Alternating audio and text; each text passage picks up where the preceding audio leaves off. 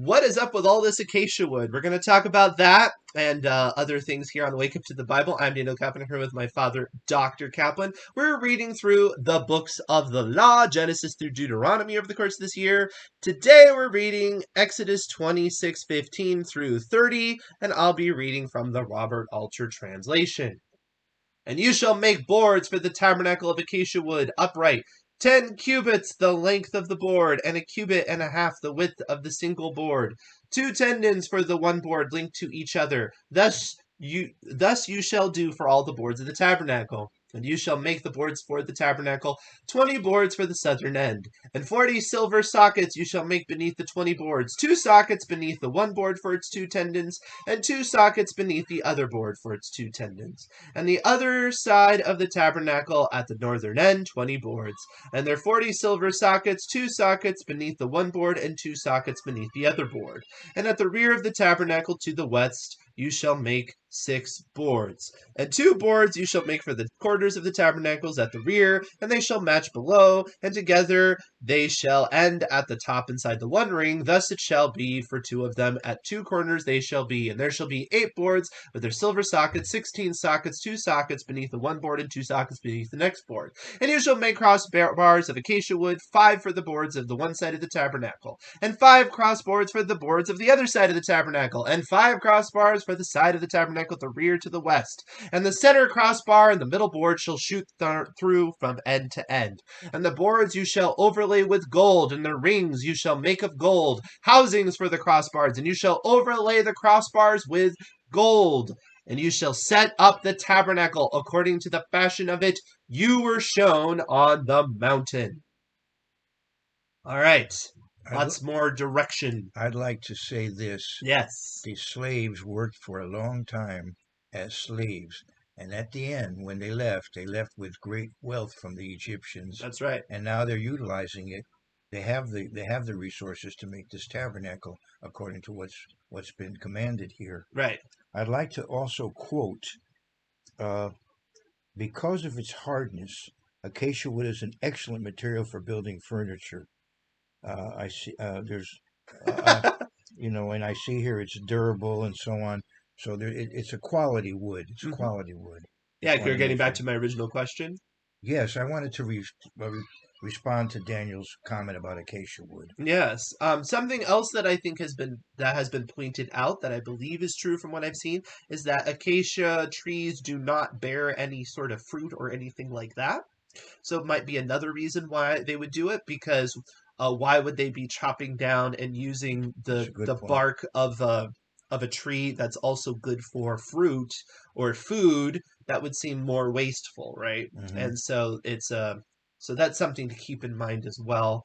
I'm sure I would love actually to see, and if you are somebody who's into like horticulture or things like that, if you have other ideas at what symbolism we can get out of that, I would be very interested, because the Bible usually is quite intentional. Now, granted, it's also the supplies they had on hand. There's a reason why it's not asking them to make things out of bamboo or something like that, because they didn't have it. So sure, I'm sure that's part of it, but there were other options. So I would be interested, if you're into furniture making and stuff like that, I would love to hear more about it. So that's some high level reasons, perhaps. It's just something that comes up, because it's so specific, and you just hear it over and over again. So this was a mobile structure. It was designed to be put together and then disassembled and reassembled, as they travel. And that's interesting considering the quality involved, right? Right. Now, what I would wonder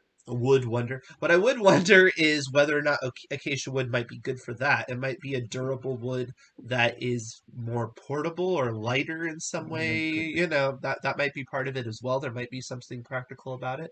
So that'd be interesting to know. But here again, the Bible is a book for everyone. And some people are going to be really into this kind of thing. The Bible has a lot of numerics, which I love, even though math was not my strong suit, and then literature, of course, and history, a lot of history. Right. But, poetry. Whatever your interest, and if you're interested in architecture, it's all in there. Yeah, a lot of that actually. And if you're interested in architecture, you have sections like this. Yeah.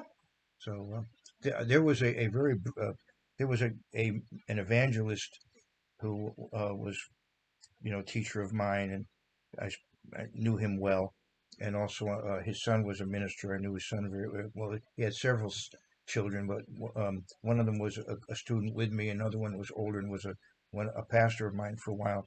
But he was really into this, and he did a dissertation. And I love that he was really interested he in that. he That's he great. did he did a dissertation on Ezekiel 40, Hmm. those chapters about Yeah, the future temple. He did a very detailed thesis on the subject, which I think I have. right. Even for me to go through it would be very difficult because I don't have that kind of, my mind isn't on that sort of thing. But Hmm. but I just want to bring that out, that there's all kinds of various aspects of life in the Bible, and Yeah. various people might gravitate to one area or another. Hmm. It does make it very uh I want to say like holistic, right? It's Right? like, Yeah. Right. God works in so many different ways, and you can also picture him so many different ways. You were talking in Hebrews where this is talking about the angelic realm, and so you have the architecture, and it does bring in the metaphor of God as like the architect of the universe and all of that. So yeah, there's a lot going on beneath the surface here beyond just us getting details about what it is that they were doing, which of course in of itself, even if you're not into architecture, well, as a historian, the fact that they went through such precision, we don't usually get this sort of precision, certainly from this era. I would be surprised if there's anything from this era nearly on this level that you could make as exact of a replica of. And if you're a historian, please correct me on that if I'm wrong, but do you really think there's any other structure from whatever, the this century that this happened, that we have this detailed of information that we could create a model at the accuracy of this? I don't think so. I Well, can't think of those anything who like built that. it would have the plans and so forth. But No, but I mean, preserved. Do we have any preserved things like that? And maybe somebody will correct me and they'll be like, "Well, actually, it was a common custom to be this detailed," which would tell us something else. So if that's not true, I don't know. I'm just not aware of it, and to me, it would seem rather unusual. I mean, if it makes even me just even maybe nowadays to describe something quite on this level is not all that typical. no, but There's a lot of buildings that are just a few hundred years old we don't know very much about. We don't know on this level because nobody ever talked about it on this level. well, You know what I mean? it may just reflect your reading interests. I don't What do know. you mean? When have you ever heard this level of detail about a structure? This level of detail. It's like a blueprint. Yeah, well, that's true. I mean, that's not that common. Like the Library of Alexandria. Do we know this much level of content? I don't think so. I see. You know? I don't know.